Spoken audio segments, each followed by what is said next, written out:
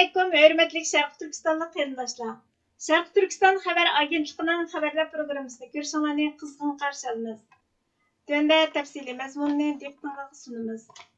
Xitayning Məmləkətli Xalq Qurultayı To'ri 6 mart kuni xalq egiligi va ijtimoiy taraqqiyotning 15-5 yillik plani, ya'ni 2026 yildan 2030 yilgacha bo'lgan oraliqdagi planning dastlabki tezisini o'rtoqlashgan bo'lib, bu planning Junxo Xalq Cumhuriyati markazining xalq egiligi va ijtimoiy taraqqiyotning 15-5 yillik planini tuzish taklifiga binoan tuzilganligini, asosligi davlatning strategik maqsadini oydinlashtirish, hukumatning muhim xizmat nuqtasini gavdalantirish, ijtimoiy organlarning harakatini qalblashtırishga yetaklaydiganligini, Xitoyning 15-5 yillik plan mezgilida zamonaviy sosialistik davlatni umumyuzli qurishning ulug' plani ekanligini va buning butun mamlakatdagi har millat xalqining o'rtaq harakatining programmasi ekanligini, Xitoyning zamonaviylashtirish qurilishida yangi vaziyat yaratishga tirishish, zamonaviylashgan mulk sistemasini qurish, real iqtisodning asosini mustahkamlash va kuchaytirish, yuqori saviyali fan texnikaning o'zligiga tayinishini tezlatish, yangi sifatli ishlab chiqarish kuchlarining taraqqiyotiga yetakchilik qilish,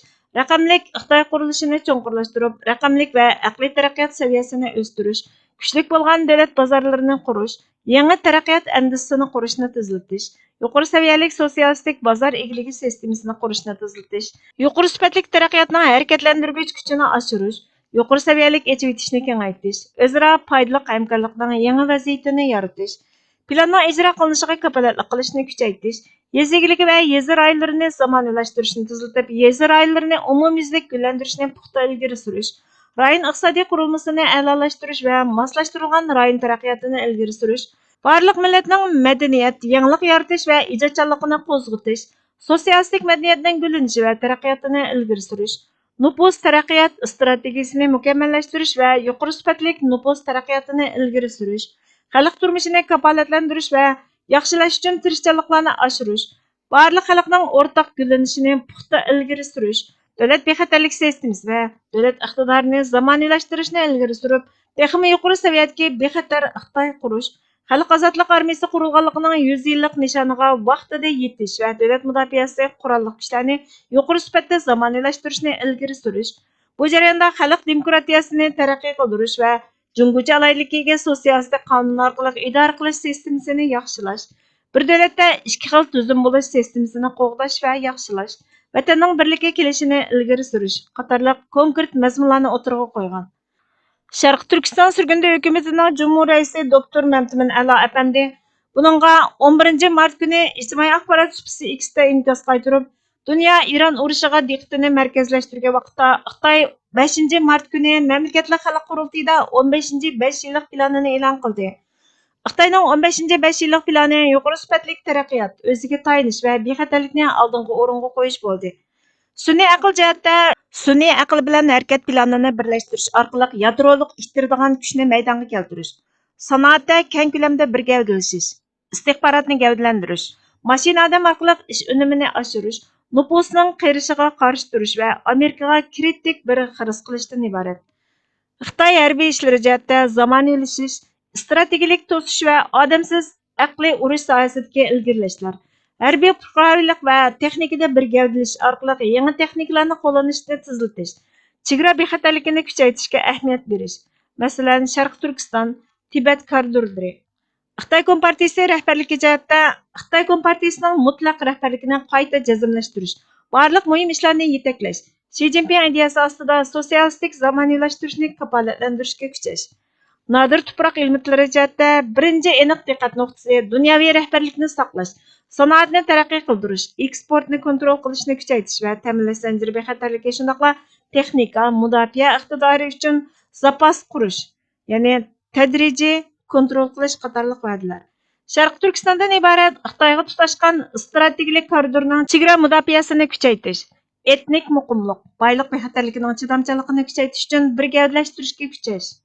Tayvan masalasida bir Xitoy prinsipida ching turish, mustaqillikqa va tashqi aralashishga qarshi turish, davlat bexatarligi uchun iqtisodiy va ilm-setim munosabati vositasi orqali tinch shaklda birlashishni tashviq qilish, Amerikaga vositalik turda raqobat e'lon qilish, texnika to'solg'inlarini yangish uchun o'z yetarliligini ta'kidlash va davolg'ib turgan muhitdagi sun'iy aql yerim o'tkazgich, muhim kon mahsulotlaridagi jazo, sun'iy aql eksport kontroliga qarshi turish, Qısqасы, bu plan sun'iy aqlni barliq iqtisodiy, ijtimoiy va harbiy sohalarga birlashtirish, dunyoviy ta'minlash zanjirini kontrol qilish orqali Amerikaning o'rnini olish va dunyoviy hokimiyatini qurish uchun Xitoyning yo'l xaritasini puxtalaydi dedi.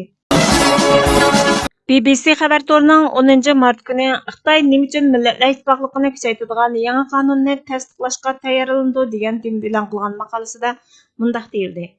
Necha 10 yillardan beri Xitoy hukumati osonliq millatlarni bostirish va ularni asosliq Xitoy kulturiga singib kirishga majburlash uchun bostirish siyosatini yo'lga qo'yganligi bilan ayblanib keldi. Hozir bu hafta davlatning yillik parlament yig'inida ma'qullanishi kutilayotgan yangi qonun bu jarayonni kuchaytiradi, kengaytiradi va hatto tezlatadi. Ziyolilar va inson haqlari faoliyatchilari buning osonliq millatlarning huquqi va turmush usuliga texmi tahdid soldiganligini aytadi. Lekin Xitoy hukumati texmi cho'ng ittifoqlik orqali zamonaviylashishni ilgari surishning muhimligini o'ttirg'a qo'yib, uni millatlar ittifoqlik va taraqqiyotga turtki bo'lish qonuni deb ataydi. Bu qonun Xitoy tilidan boshqa tillarning o'rnini tuvallatadi. Xitoy bilan boshqa osonliq millatlarning to'y qilishiga ilhom beradi. Boshqa millatlarning buni cheklashini to'sadi. Ota-onalarning kichik bolalarni Xitoy Kompartiyasini söýüşke tarbiyalash va yetaklashni talab qiladi. Va umuman qilib aytganda, millatlar ittifoqiga ziyon yetkazadigan har qanday harakatni cheklaydi. Xi Jinping diniy faoliyatlarning Xitoy Kompartiyasining Xitoy kulturi va qimmat qarashi deb qaragan narsalarga mos kelishini talab qilib, dinni xitoychilashtirishni talab qildi. Mutaxassislar buni allaqachon uning hukmronligining asosiy qismiga aylangan narsani kuchaytirish deb qaraydi deyildi. Va Tibetda va Sharq Turkistonda Xitoyning ichkiri o'lkalarida Xitoyning terrorlikqa qarshi turishni bahona qilib, Uyg'ur va boshqa Tibetlarni bostirib yurgizgan qatliamlarni 2014-yildan buyon Sharq Turkiston miqyosida yurgizib kelayotgan irqiy qirg'inchilik shakllarini, yaqinda ichki Mong'oliyada Mo'ng'ul tilini cheklashga qarshi va Nansha Xuyzu avtonom oblastidagi masjidni cheqish siyosatiga qarshi chiqqan qalaymaqonchiliklarga asoslanib, Xitoyning yangi qonun chiqarishga ehtiyoji his qilganligini, bu qonunning Xitoyni qo'shnilar va muhim dunyoviy savdo yo'llari bilan tutashtiradigan muhim rayonlarni kontrol qilishda rol o'ynaydiganligini, yangi qonunni analiz qilganda Xitoyning kuch turining, Xitoy Kompartiyasining, Xitoy Xalq Jumhuriyatining qurg'uvchisi ishg'olchi Mao Zedongning Xitoyni keng zimin, mo'l boylik va ko'p nupusga ega davlat deymiz. Amaliyotda nupus ko'p bo'lgan Xitoylar, zemini keng va boyliqlari mo'l bo'lgan osonliq millatlar degan so'zining izohati ekanligini, Sharq Turkiston va Tibetning tuproqlarining munbat,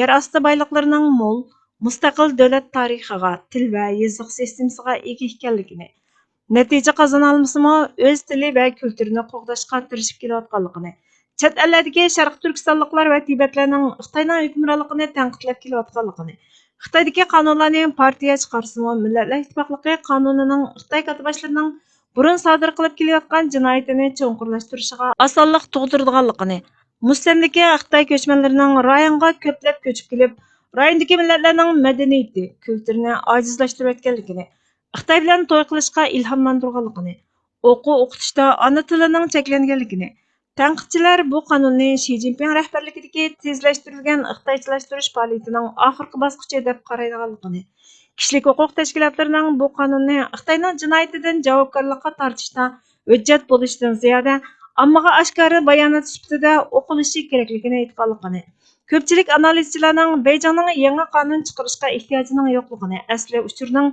bu qonunlarning Xi Jinpingning yaqin kelgusida Xitoyni qayerga elib boradiganligidan derak beradiganligini aytganligini bayon qildi.